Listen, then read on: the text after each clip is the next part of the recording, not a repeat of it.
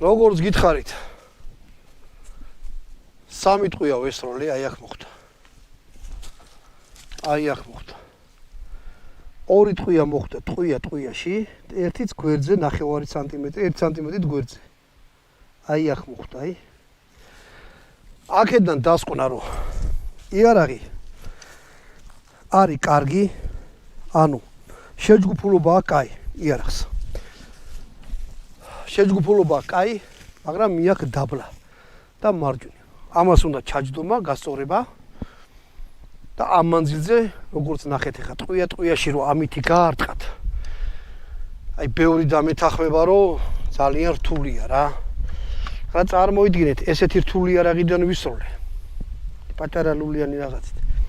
პირველად როგორ ეს აი სახელდობრეს იარაღი.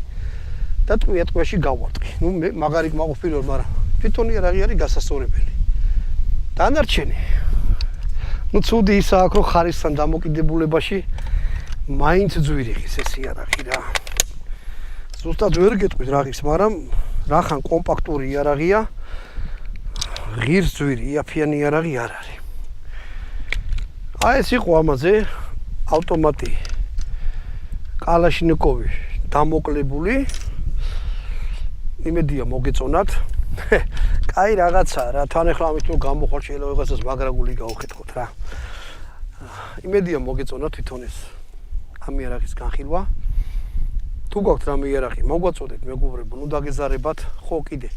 აი ესეთი ის დაუსვით, თუ ესეც ქვემოთ ლაიქს რო ეძახიან, მოწონებას დააწვეთ, კიდე 10 კაცს მიუვა იმის საშუალება რომ ეს ვიდეო ნახოს. რაც მეტ ქართულს ეცოდინება და მეტი იქნება ცოდნა, ჩვენთვის ხო უკეთესია.